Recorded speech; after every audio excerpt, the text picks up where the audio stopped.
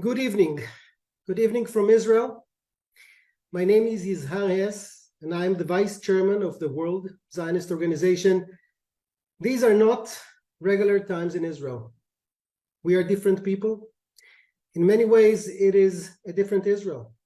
October 7th changed us. We do not know yet how Israel will look like after the war that was imposed on us.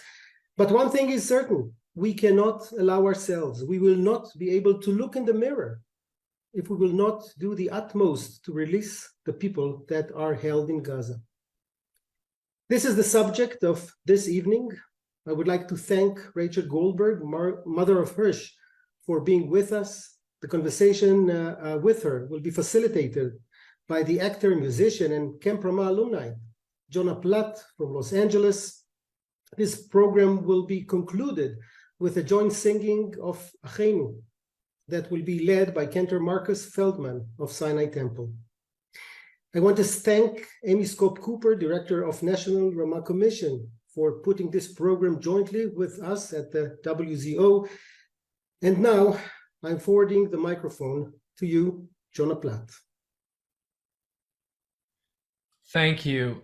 Thank you all for being here today to bear witness to Rachel's experience, that of her family.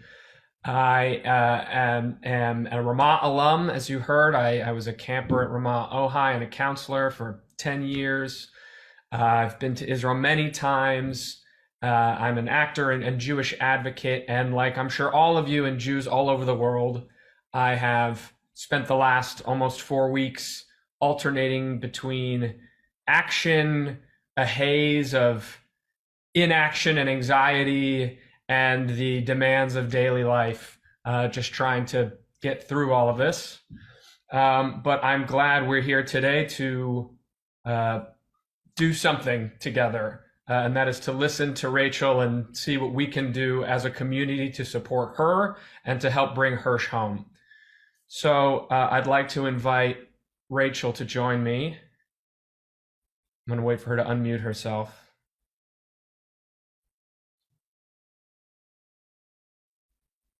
Hi. There you are. Sorry about that. No, of course. Rachel, this is actually the second time I'm getting the opportunity to hear from you. The first was at a rally that you came to virtually in Los Angeles a number of weeks ago, which just speaks to what I know, that you are spending all of your time day after day doing what you can to bring your son home. So thank you for doing this again. I know what you're about to say is going to be things you've been saying over and over again for many days. So thank you for taking the time to do with us. It's important that we bear witness to it and hear what you have to say. So thank you for your time and energy.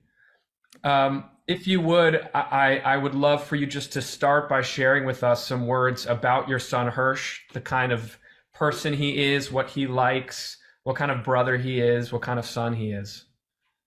Okay, well, so that's like very easy and a happy subject. Of course, I always think I've never met a Jewish mother who says, "Oh, my son, yeah, he's fine." I think Hersh is really great. He is laid back, very respectful of all people, all ages. He has a very dry, sarcastic sense of humor, but not the mean sarcastic. You know, it can go over the edge. He doesn't do that. He is probably the most quietly gentle, curious person I know. Not nosy, but very interested in learning new things. He's been obsessed with geography since he was a little boy, and with travel and world travel and atlases and maps, and anything that he has a very photographic memory. I'm sorry, I haven't slept in 26 nights, so I'm like very much running on by the way, sleep is super overrated. You really actually can go like weeks without sleep. And so he was very good always at memorizing things. And so that was sort of a shtick for a lot of his life, that he could easily memorize things. He has a lot of friends, and he has very little ego. He really is not impressed with himself. He's pretty self-aware. I like him. Sounds like every Jewish mother's dream. Right. How old was Hersh when you moved to Israel? We moved to Israel the summer before he turned 8. And on October 3rd was his birthday. He just turned 23 a few days before the music festival. And he has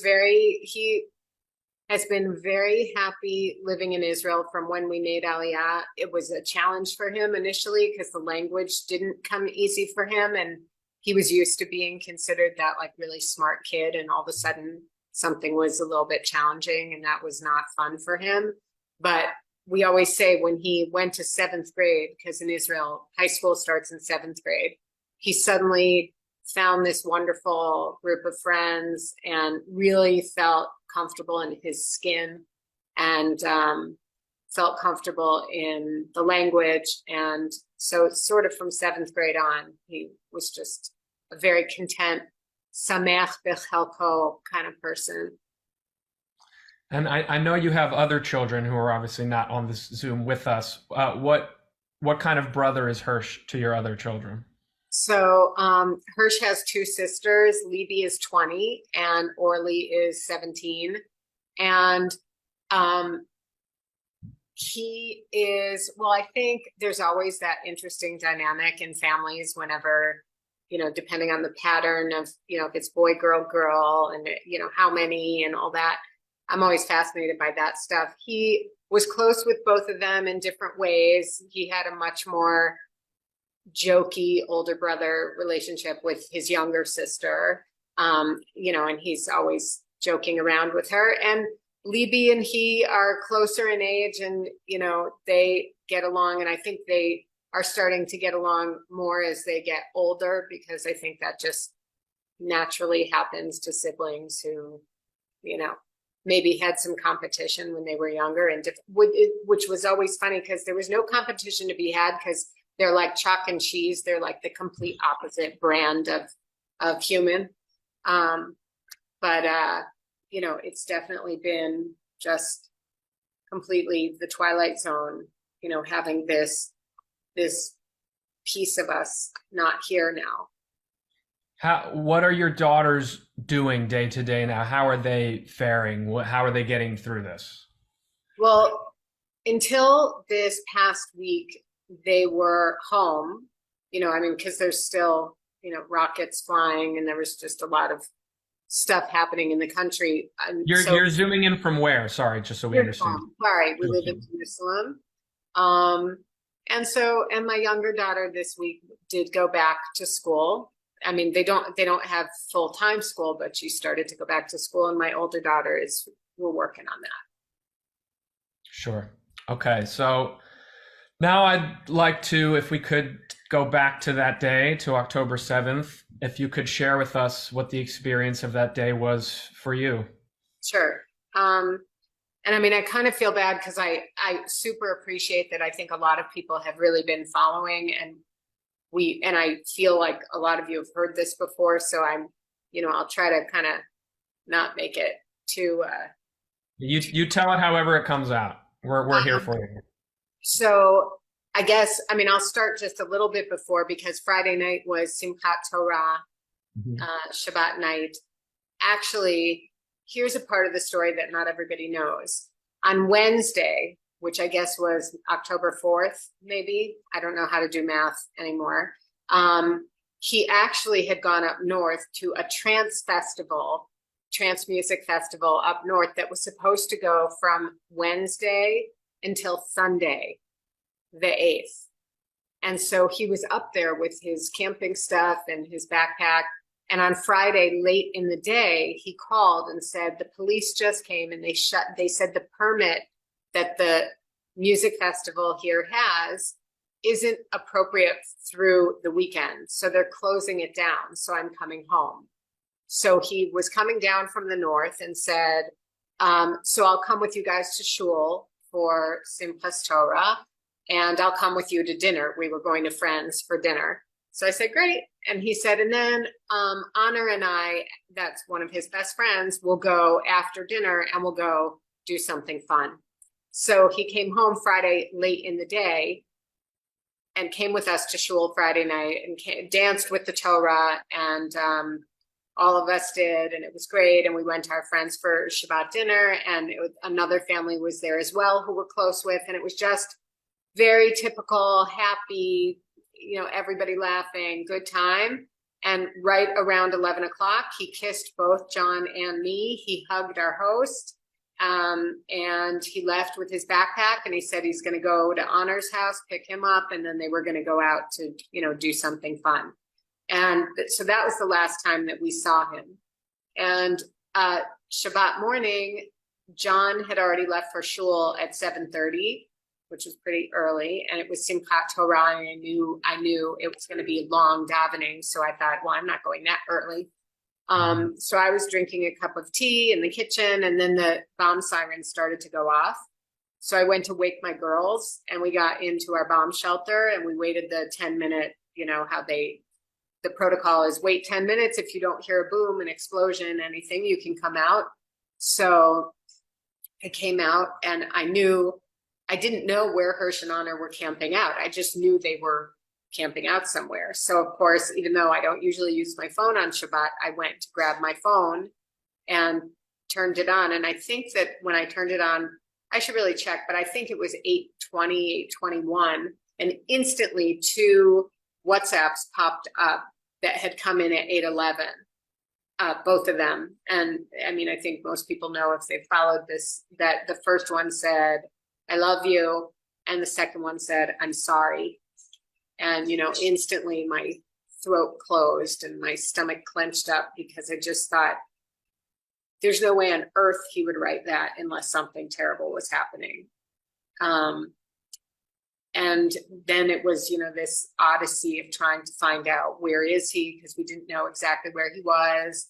And, we came to find out, thankfully, my daughter Libby I'm old. I don't do things like Instagram and all those things. And I don't even have Facebook. And so she was searching what was happening around, sort of within like an hour and a half radius from Jerusalem that the boys would have been at. And she instantly came up on this music festival. And she said, I bet you they're here, because Honor was a musician, and Hersh had just spent 9 weeks on his own in Europe, going to 6 different countries. And in each country, he went to a week to 10-day long music festival. He loves music festivals.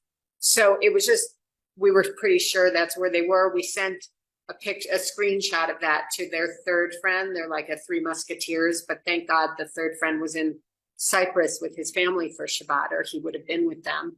And I said, are Yaniv and are Honor and Hersh there? And Yaniv said they are. And so then, total panic kicks in, because we're also watching on our phones as people are getting, just like shot in this massive field, massacred. I mean, I just heard today from the Misrad HaChutz, how do you say that? It's not that I have good Hebrew, I just have no brain cells left.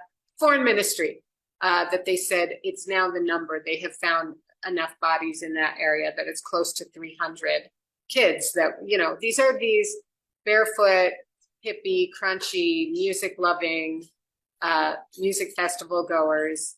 And they were being, just mowed down. And what we ended up finding out, piecing together with this amazing group of people who've been in my house for the last 27 days, that Hersh and Honor and 2 other kids had ran to a car to try to escape in a car. And they started to drive north, and Hamas had blockaded that main road, and anyone who got near them, they just shot at point blank range, everybody in the car.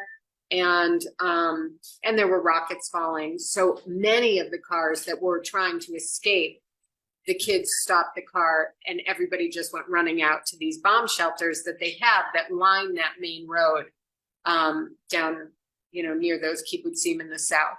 And they ended up in that bomb shelter. Hamas started to close in on each. There were several, and we've talked to people who survived from each, and it was very similar, their tactic. They came to the doorway, they started to throw in hand grenades, which Omer was amazing. And he happened to have been standing in the doorway. Hersh and most of the kids, I mean, there were 29 of them packed in this teeny tiny room to begin with. Omer was standing in the doorway and kept trying to pick up and throw out these hand grenades, which is unbelievable because you have a 4.5 second period from when the pin is pulled until the hand grenade detonates. And he successfully was able to pick up and throw out, we found out 7. But 3 did get in and detonate in this small room, and which left a lot of carnage. And then they came in, we just found this out actually a few days ago. They actually came in with an RPG and they shot him with an RPG just at point blank range. They were so frustrated with him, this kid who on his own with just his hands was fighting, these people with like advanced weapons. And then they entered with machine guns and were just spraying the room. So most of the kids in there were dead right away. A lot were very seriously wounded and dying. And then there were a few that, we call the lucky ones, who were trapped under the dead bodies. And so they were able to pretend that they were dead. And it was from those 3 of those witnesses that we ended up hearing that after the dust settled, after a couple minutes, because it was like very smoky and cloudy in there, Hamas gunmen came in and 3 boys were slouched against the wall. One was Hersh, and they said to the 3 of them, stand up and come out. And when Hersh stood up, that's when all 3 of them told us, and we spoke to each of these people individually, not in a group, that Hersh's left arm from the elbow down had been blown off, that somehow he had managed to tie either a tourniquet or a bandage, something was tied around his arm. He was marched out, they were put on a pickup truck that took off in the direction of Gaza. His last phone cell signal, the police told us, was at 10:25 Saturday morning, October 7th, from within Gaza. And then subsequently, some of you might have heard that through this strange twist of, the way the world works, is we were interviewed a few times now by Anderson Cooper, who, after he interviewed us the first time, as we were getting off the Zoom, he said, you guys, I'm going to call you. And John said, oh, that must be the producer. And I said, no, that was him. Like, I recognized his voice. And a minute later, Anderson Cooper called and said, have you guys seen any video of your son? And we said, no. And he said, I have the video of him being kidnapped. And he sent it to us because he had done a documentary about the music festival. And when he was down there doing all of his investigatory research, he actually met an Israeli soldier who had found a GoPro camera that I guess had fallen off of one of the helmets of one of the Hamas terrorists. So he, on his own phone, had recorded what was on this Hamas camera. And then he was showing that to the CNN team. And so what we ended up getting from Anderson Cooper was actually taken over Anderson Cooper's shoulder by his cameraman of this Israeli soldier showing the kidnapping of Hersh. And you hear Anderson Cooper in the one that he sent us saying, Jesus Christ, he has no hand, because that was what he first saw. And I didn't want to look at this. I didn't think it was going to be very helpful to see it. But John watched it, and John actually has probably watched it 100 times, because somehow for him, when you're in the deepest, darkest place you can even begin to imagine, when you see like this tiny little speck of dust that's light, you grab it. And John felt that just seeing Hersh walk to the truck, rather than, because there were other people that were being dragged to the truck by their hair. And Hersh walked, but I mean, there was someone holding a machine gun to his back, but he walks to the truck. and with his his weaker arm, I'm left-handed, Hersh is left-handed. And so with his right hand, he pulled himself up. And as he turned to sit down is when you see, the stump where his arm was. So that's the last that we know. And that's 27 days ago. And so that's where we find ourselves. What kind of communication are you having with the US government, with the Israeli government? Is there any flow of information of any kind that you're receiving? So right on Saturday, late in the day, we called the US Embassy to tell them that we had an American citizen who was missing, who was at the music festival. And I have to say, from that moment until an hour ago, we have been so lucky and blessed to have the American administration and Congress being so not just supportive, but actually helpful, because those are two different things, as we know. Initially, having the support was really important because I think those first few days were I think we're in such a unique trauma. Last night, I was actually asked to participate on this Zoom from Harvard Medical School, and I was like, am I now able to teach medical school?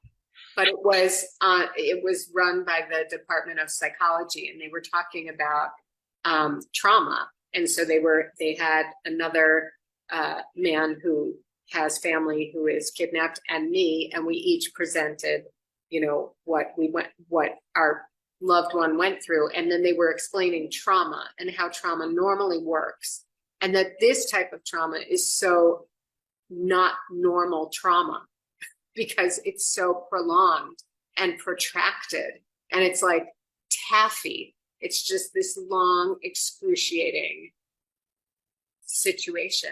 And so having America, the American administration reach out and call us and actually cry with us, and having senators who've come, and, we live in such a black and white world now, in so many, I'm talking pre-October 7th, that, there's just so much vitriol on, you're with us or you're against us. And it's been so nice having Republicans and Democrats and liberals and conservatives, and everyone's just saying, this is just not acceptable, and we're with you, and we can't imagine what you're going through. And every time someone says that to me, I say, I actually can't imagine what I'm going through.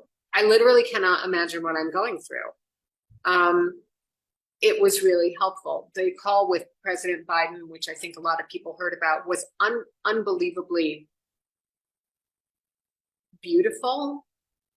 There were 12 people on the call crying, and during the call, one of the women got up because someone came to her house to tell her that they found her daughter's body.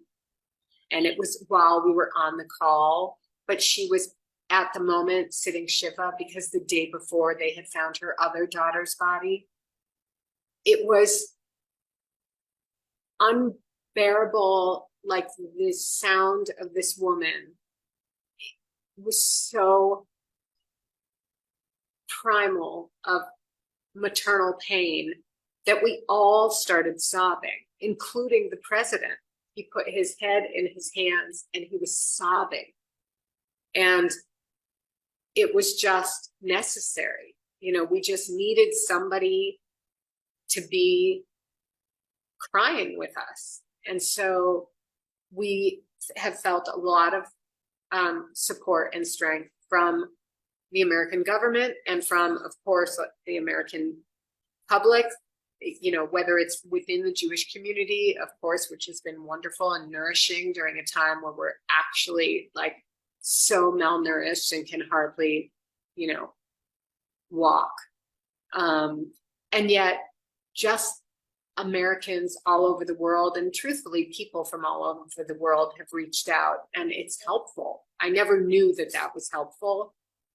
I'm sure you have had times where you hear, someone's in the hospital or someone's not feeling well, and you write them a one-line WhatsApp and you think, okay, was that actually helpful? And I'm here to say it is. I don't get it. I don't know why, but it has helped.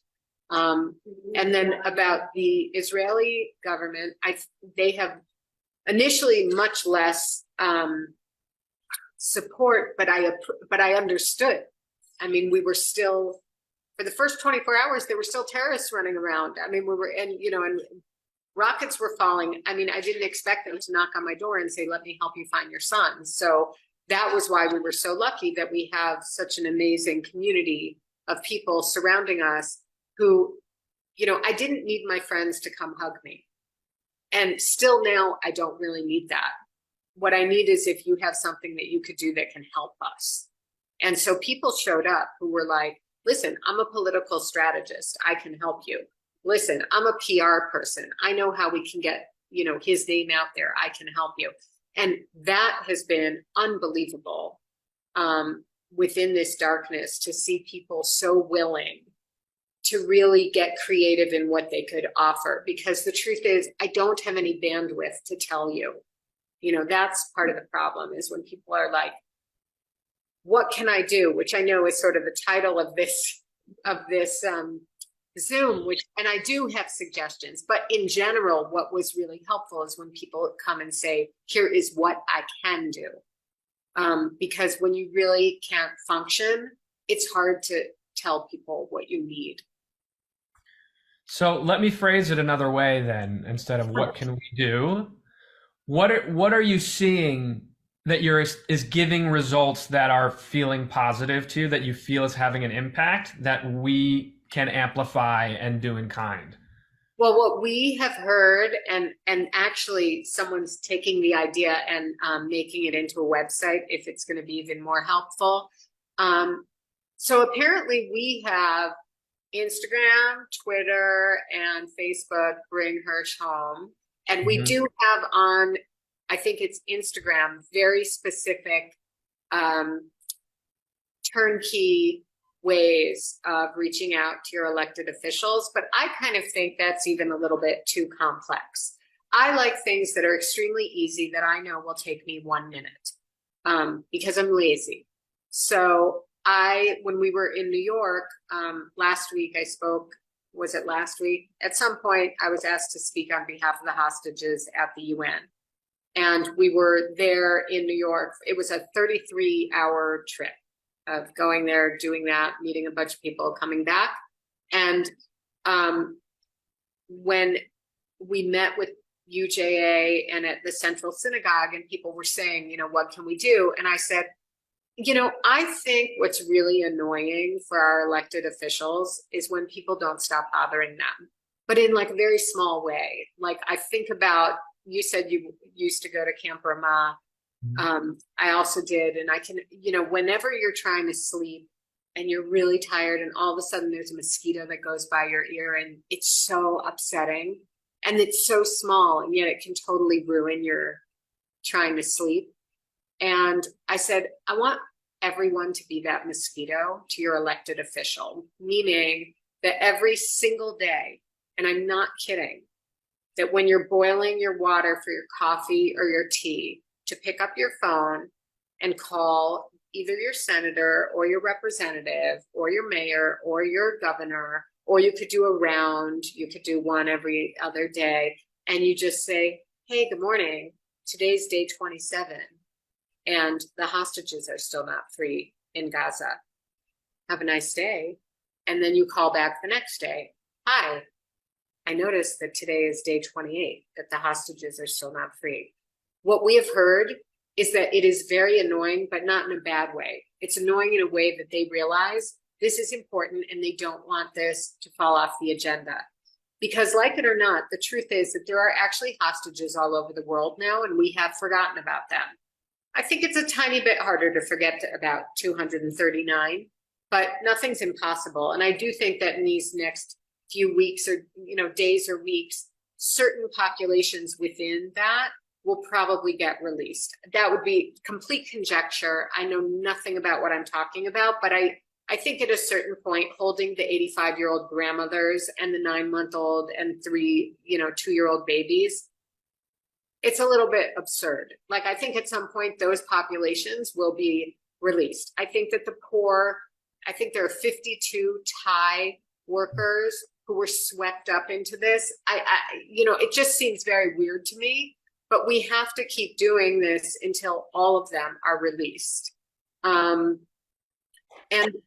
my big point at the UN, everyone I spoke to and everyone I've spoken to since, I think it's very dangerous if we label this anything except an international humanitarian crisis, because it is affecting citizens from 33 different countries. It's affecting the youngest is 9 months old, the oldest is 85 years old. And you have everything in between, right? Including, 60 barefoot, crunchy granola hippies who were, listening to bad music in the woods. And you also have, people forget this, but we went to the president's house, President Herzog's house, for a meeting with a bunch of the parents of people who were missing. And we sat next to an Arab family, Muslim Arab family, who have 7 of their family members who were kidnapped, who are there. You have Jews there, you have Muslims there, you have Christians there, you have Buddhists there, you have Hindus there. This is not a Jewish, non-Jewish issue. This isn't a Gaza, Israel issue. This isn't an Arab, Israeli issue. This is an international humanitarian crisis. And to label it anything else is very manipulative, because if this exact same situation happened, but instead of them kidnapping them into Gaza, they kidnapped them into Boise, Idaho, everybody would be up in arms trying to save them. Of course. So I think if people can, so I mentioned there's this great new website that someone is putting up. It should go live either tomorrow or the next day. And it's called, wait, I had it. And it's super clever. I think it's called Just One Min. And it means like in just 1 minute. And you go to Just One Min and you put in your zip code and it will show you who your elected officials are, their phone numbers, or you can text them. And you could decide if you want to do it every day to one, or you want to do every day to all of them, or whatever's easy. But that's something that you can then feel like you are helping remove a molecule of our pain, because it's helping to bring them home. Just One Min for everybody who I is think listening. now that I've said that, wouldn't it be nice if that's actually what it's called? Hold on 1 second. Let me just see. I don't believe it's live yet. But It's not. But I thought it would be fun if I could give you the real name. definitely. That might not happen right now. Don't worry about it. Rachel, you've given us, so much of your time and of your energy. Is there anything else that we haven't discussed that you want us to hear, that you want us to know or understand?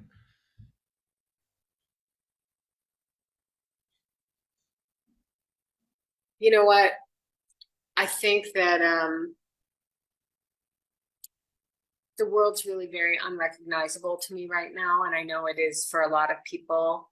And I think it's really dangerous and easy to make this into an us versus them.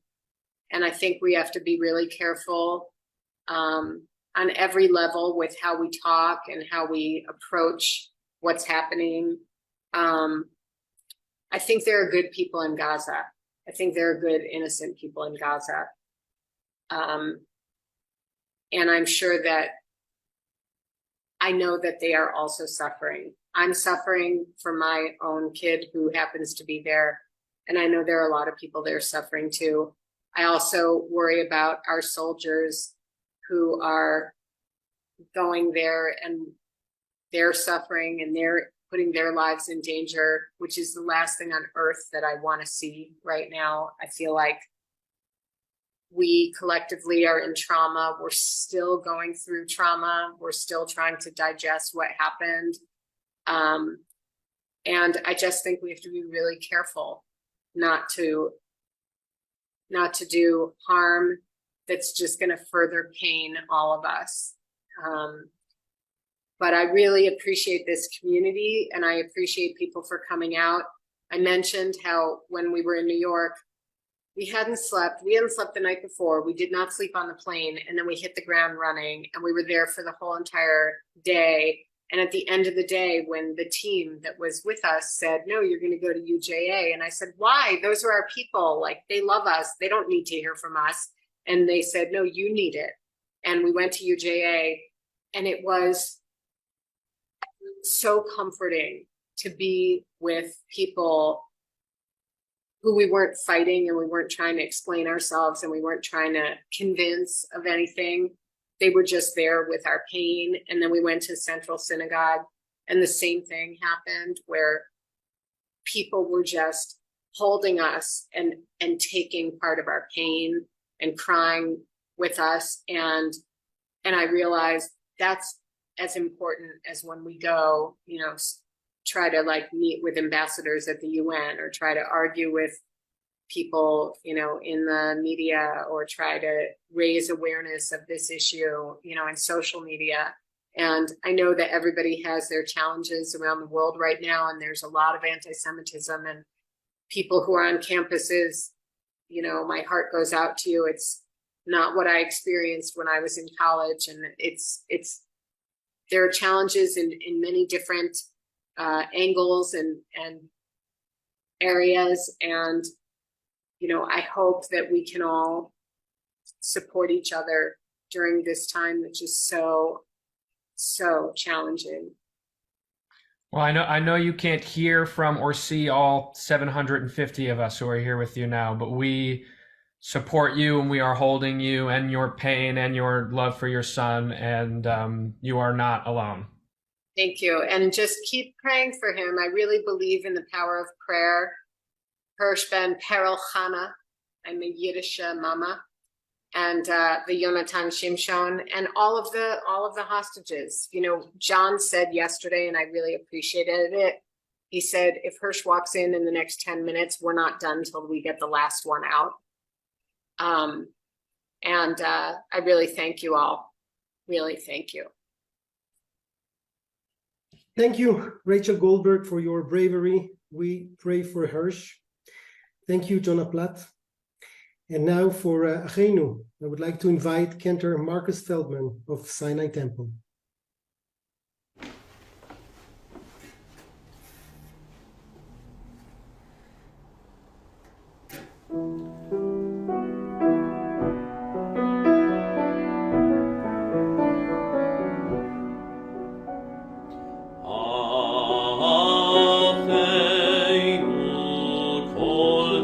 Israel,